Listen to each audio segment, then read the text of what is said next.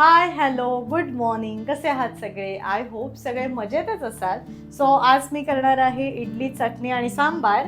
तर कालच्या व्लॉगमध्ये तुम्ही बघितलं असेल की इडलीचं पीठ मी रात्री मिक्सरमधनं व्यवस्थित दळून घेतलं होतं. तर पीठ इथे तुम्ही बघू शकता व्यवस्थित फुगलेलं आहे, छान आंबलेलं आहे. आणि पीठ आंबल्यानंतर जो एक वास येतो तो सुद्धा मस्त येतोय.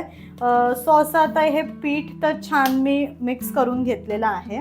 तर आता मी यात चवीनुसार मीठ आणि इडलीसाठी जेवढं थिक बॅटर लागतं तेवढं पाणी घालून पीठ तयार करून झाकून ठेवणार आहे.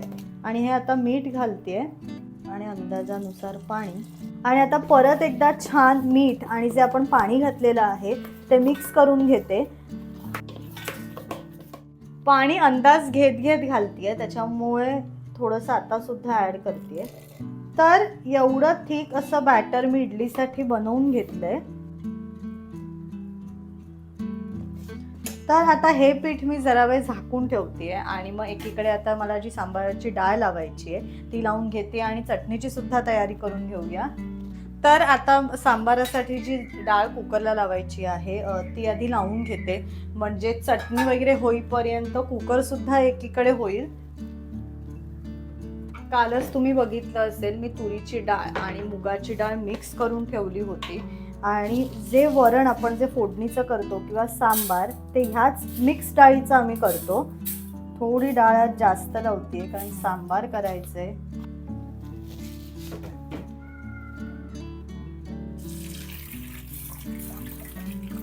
डाळ आधी जरा स्वच्छ धुवून घेते.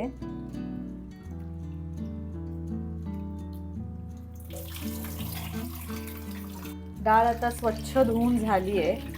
आता ती कुकरला लावून घेते आणि डाळ शिजायला लावतानाच त्यात मी थोडीशी हळद आणि हिंग असं घालूनच ती शिजवायला लावते. म्हणजे मग फोडणीच्या वेळेला थोडीशी हळद घातली किंवा थोडंसं अगदी हिंग घातलं तरीही चालतं, म्हणून मी आधीच त्याच्यात थोडंसं घालून घेते.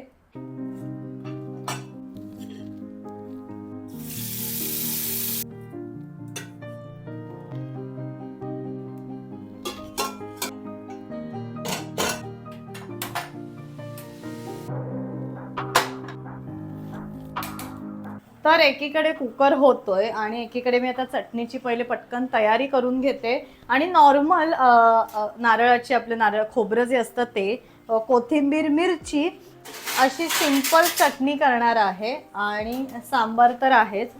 सो पहिले पटकन त्याची तयारी करून घेते. एक एक आधी सगळं काढून घेते फ्रीजमधनं. कोथिंबीर मिरची. चटणीसाठी लागणारं साहित्य बघूया. ओलं खोबरं ज्याचे उभे काप मी करून घेतले, त्यानंतर हिरव्या मिरच्या 2 घेतल्या, कोथिंबीर, आल्याचा छोटासा तुकडा, 4-5 लसणाच्या पाकळ्या आणि थोडंसं जिरं. तर आता हे सगळं मी मिक्सरच्या भांड्यात घेणार आहे. कोथिंबीर आधी धुवून थोडीशी बारीक चिरून घेणार आहे आणि सगळं मिक्सरला वाटून घेणार आहे. चटणीसाठी घेतलेलं सगळं साहित्य मी आता एक एक करून मिक्सरच्या भांड्यात घेते. ओलं खोबरं, लसणाच्या पाकळ्या, आलं, हिरव्या मिरच्या आणि जिरं, कोथिंबीर थोडीशी धुवून बारीक चिरून घेणार आहे.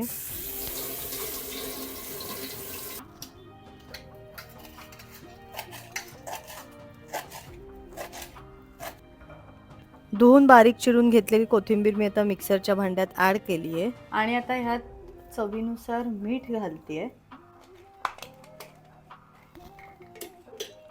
आणि आता मी त्याच्यात पाणी आणि साखर अजिबात घातली नाहीये, कारण थोडीशी तिखट चव आमच्याकडे आवडते सगळ्यांना. आणि कोथिंबीर आपण धुवून घेतली आहे त्याच्यामुळे ते पाणी थोडंसं असतं. सो पहिले आधी मी फक्त फिरवून घेते आणि मग जर लागलं तर मग थोडं थोडं पाणी त्यात ॲड करणार आहे. सो आधी आता फक्त ही चटणी वाटून घेऊया. पहिल्यांदा आपली फिरवून झालेली आहे आणि इथे तुम्ही बघू शकता की आता ती थोडी घट्ट आहे. मग आता ह्यात मी थोडंसं पाणी ॲड करणार आहे. एकदम पण पातळ नाही, पण थोडंसं पाणी ॲड करणार आहे.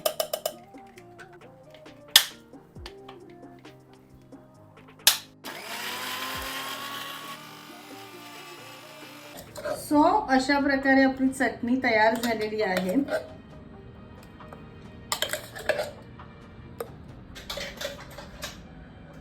आणि जास्त पातळ आमच्याकडे कोणाला आवडत नाही, थोडीशी अशी म्हणजे व्यवस्थित इडली बरोबर खाता आली पाहिजे, त्याच्यामुळे जास्त मी पाणी घालत नाही त्यात. तर आता चटणी माझी तयार झाली आहे. राऊसाठी एक कमी तिखट बनवली आहे आणि आमची आणि आता मी पटकन एक इडलीचा घाणा लावून घेते, तोपर्यंत जरा कुकरची वाफ जाईल आणि मग सांबार करणार आहे. तर आता मी इडल्या लावायला घेते आणि माझ्याकडे हे जे इडली पात्र आहे त्यात ॲट अ टाईम 12 इडल्या होतात. सो पहिले एक घाणा लावून घेते आणि तसं साधारण आम्हाला 3 घाणे तरी लागतात. त्याच्यामुळे आता आधी पहिला लावून घेते. आधी मी आता इथे सगळ्याला तेल लावून घेते आणि आता ह्याच्यात पाणी टाकून घेते. साधारण ही जी लाईन आहे खालची तेवढं पाणी घेते आणि आता पीठ टाकून घेते.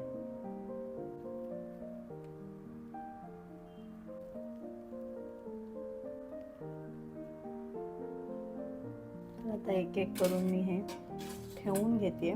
आणि इडली ठेवताना एक गोष्ट लक्षात ठेवायची, हे जे 3 कॉर्नर आहेत ना, हे सगळ्याचे एकावर एक घ्यायचे, म्हणजे खालच्या इडलीवर पाणी जात नाही. थोडंसं वाफेचं जातं, पण जे कधीतरी ओलसर इडली होते तसं होत नाही. त्याच्यामुळे हे 3 छान एकत्र ठेवायचे.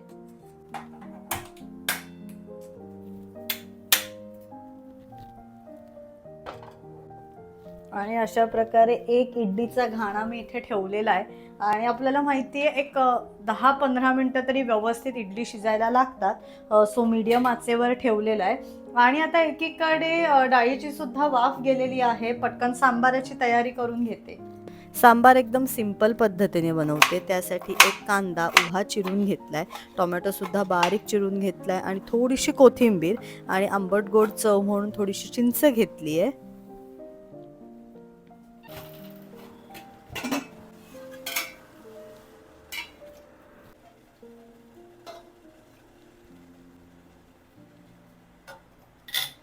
तर इडली एकीकडे होतीये, चटणी आपली तयार आहे आणि सांबाराची सुद्धा सगळी तयारी झालेली आहे.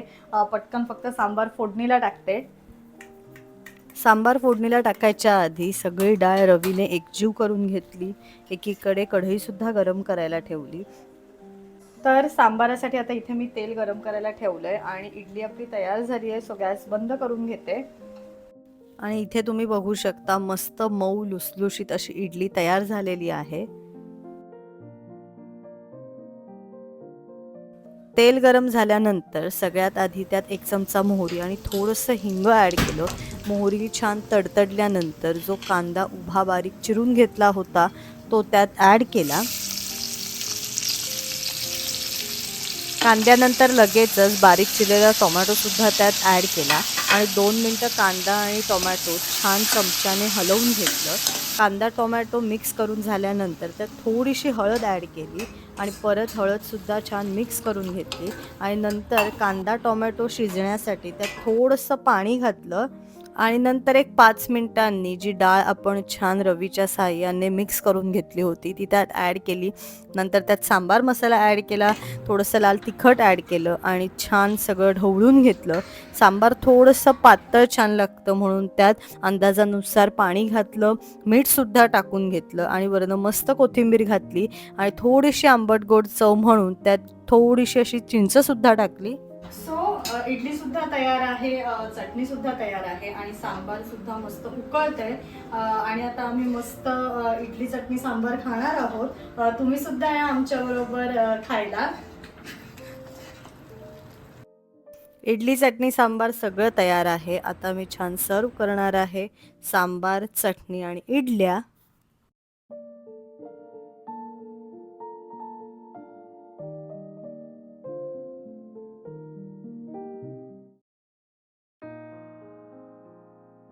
सो इडली चटणी सांबार सगळं तयार आहे. पटकन आता आम्ही जेवून घेतो.